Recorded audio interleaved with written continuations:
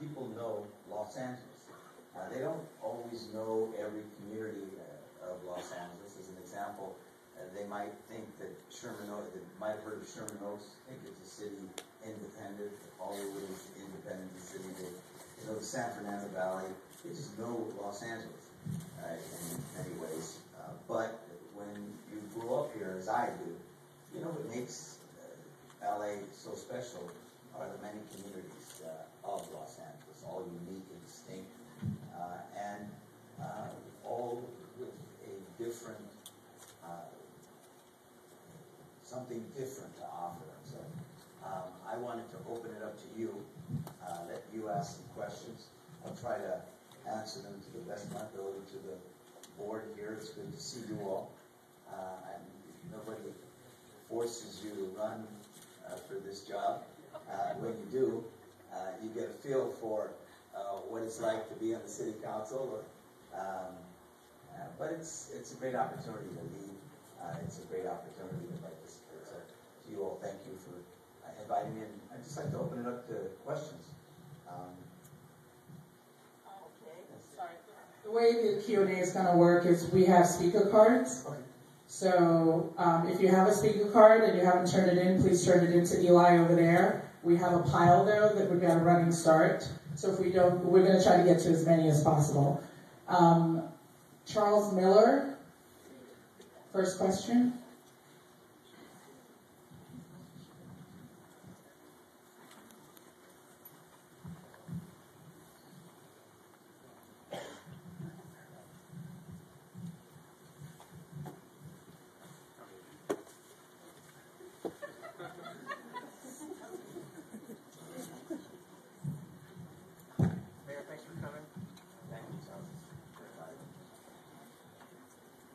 That's just one of the things that we as a neighborhood council are dealing with is the State Bill 1818 that is the densification bonus issue. And for those of you who don't know, it's essentially a state enacted law that creates conditions for a developer where the developer can then increase the density in the project beyond what is normally allowed in the zoning for an area. Now, in Palms, we're one of the 10 most dense communities in the entire city. And so when the state passes a rule like that and basically says, you know, we're going to allow somebody to increase your density and you don't really have any say in it, what can the city do for us and with us as a neighborhood council to provide us more leverage in terms of getting concessions for mitigation from developers to try to make sure that that densification doesn't create congestion and other problems in Palms for our residents? Yeah, Palms is one of the densest areas in the city, and you have one council member here, but all three, I can tell you from time to time, have been a voice for addressing density issues, particularly in neighborhoods. I mean, one thing, and I've been an advocate for density along rail lines, downtown, in parts of Hollywood, but not in every neighborhood. And so I'd start with the council. They handle most of the local land use. I tend to weigh in on projects that have a citywide significance, but mostly I would start with the council. We had a lot of concerns with that bill. I think, I know that Zev raised some issues. I know that the council raised some issues, as did I. The problem with that kind of legislation, I think land use should be limited to the jurisdiction over land use should be limited to cities. You know, when Sacramento involves themselves in the way that they did here, we should all be concerned. But I'd start with the council if there's something specific on that. The governor is talking about a thing called realignment. If you've heard him, read in the paper today, it's an interesting proposition. I've said I'm not ideologically or philosophically against realignment. What realignment would do is bring back services that used to be funded by cities and counties back to them, the responsibility for them. What I've said is got to make sure that the money comes with it. And so when Sacramento makes these kinds of laws and don't take into account what cities and neighborhoods need, then, obviously, we're as concerned as you. But I'd start specifically with the council. All three of them are pretty responsive on this issue. They're not always going to agree with a neighborhood, for instance, but I know they're going to be responsive. I've certainly heard from all three of them in the past on these issues. Okay, we have the next question from John Brown. Palms.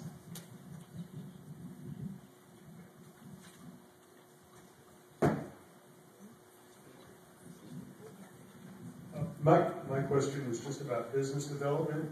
From what I've read, you've done a great job in terms of bringing large businesses and setting up a business development plan and hiring some of the right people. But for folks who wanted to start a small business, I've noticed that at least on the website, it's pretty confusing between the permits and the taxes and whatnot. There's no central place to go to. So you want to open a business in LA.com or whatever.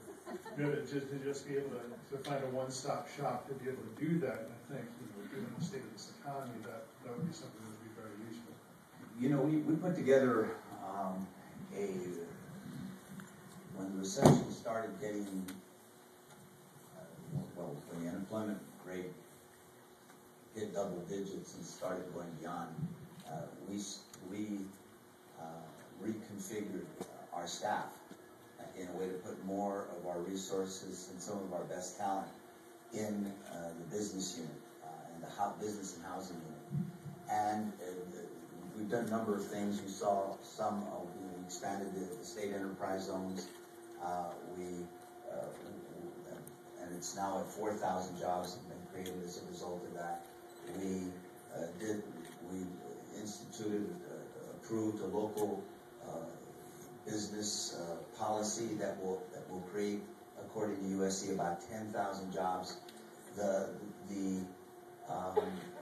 tax holiday, business tax holiday for businesses that come into LA for the next 3 years will create 55,000. The only thing that I had them note that it will create 55,000 jobs. It hasn't already created those jobs, according to SC, over the next 3-year period. In the fall, we put together an office of small business in that overall unit because you're right. We identified, we were hearing from a lot of small businesses that were a lot more responsive to bigger businesses, but this is the small business capital of the United States. There are more small businesses here than anywhere. So there now is a unit in that bigger unit that's focused just on small business. Staff, who's here, where you will connect them tomorrow morning. You'll get a call from one of our folks who will help you navigate what is admittedly a Byzantine system.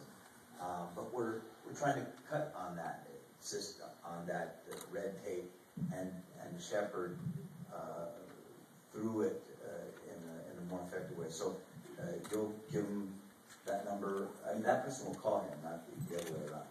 Okay? Okay, we're gonna start. And by the way, on the business end, I mean, the Measure R, what we're seeing, interestingly enough, locally, I mean, when we passed Measure R, if you remember, and the Palms area voted for Measure R overwhelmingly. And this was a half-penny sales tax, if you remember, generating $40 billion over the next 30 years. Well, the problem with it is almost immediately people would tell me, well, where's phase 2 of the exposition line, or where's the subway, or where's the regional connector, or where's the goal? And I'd have to explain to them, ma'am, this wasn't a 10-cent sales tax. This was a half-penny sales tax, so this would generate $40 billion over 30 years. But they actually gave me a great idea. I got so many questions on it, and that we started thinking, well, what can we do to accelerate the public transit portion particularly? How can we get this moving? And that's when we came up with 3010. We've already gotten 546 $1 million loan, which is what we're asking for. What we're saying is we're putting 90%, 80% of the money. Usually localities put 20% and ask for 80% from the feds. We're putting up most of the money. Give us a loan to bridge so we could build now and then pay you back later. And at a time of historic deficits and debt, when both the Republicans and Democrats are saying that they have to cut spending, this is a great way to continue an investment in infrastructure. Because one of the reasons why this is, Charles, that this issue of density is so critical is because you get gridlock with it. You know, if we had, you know, subways running throughout the whole region and people could get around, you know, it wouldn't be as big of an issue. But when you don't have that alternative, it becomes bigger. So we're focused on that. I'm going to be in Washington. I spent a lot of time in Washington this year trying to get bipartisan support to accelerate these programs. You know, I can't tell you that it's going to be a done deal because nobody's ever done this before. This 3010 initiative is unique in that it has never been done. But we've already gotten a $546 million down payment, so we're $11.5 billion away from the realization of a full plan. Okay, what we're going to do, we're going to call up 3 people at once so you can be ready to go, so you can be queued up. Niall McMenamin, Yvette Neal, and Jason McAlter. Mayor, thank you so much for coming. We really appreciate you coming to Palms. Your Million Tree Initiative is perfect. It hits the target. But I think Palms needs a little bit more. I'm going to talk about something that's near and dear to my heart, parks. Yeah. My daughter, my 2-year-old daughter, loves parks. I can't say the word in front of her or she'll drag me off to a park. And what we need in Palms are more parks. We have one park, Woodbine Park. It's about an acre. Palms has about 4,000 children. I did a little research. That's a quarter of an acre in park space for every 1,000 children.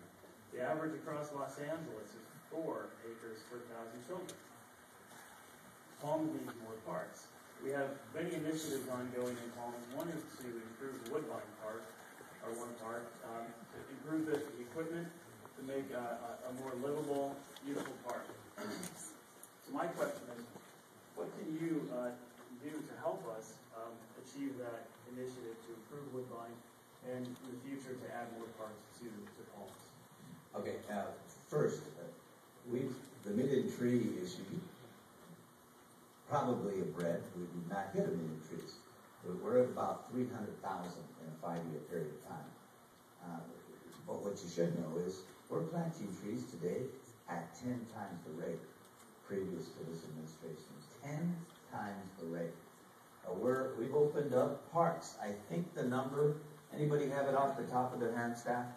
I think the number is over 30 parks in 5 years. They're small parks. They're not, it's not Griffith Park. I'm not going to misrepresent here, but there are 30 parks, and the goal was to do 35 in my 2 terms. We now are going to build. Where did you go? There you go. I'm looking this way, and I realize we now want to build on that. So let's put a plan. We'll work with the council. Let's look at it, because this is one of the densest areas and one of the areas with the least park space. I've talked to the Park and Recs Commission. We're going to try to figure out, even in this environment, using Quimby funds and other, some state funds, figuring out how we can open up a few more parks. Now, different than some people in politics, I always like to be straight with people. We're looking at a $360 million deficit. We've cut almost $1 billion in the last 3 years out of the general fund. We've either laid off, we've either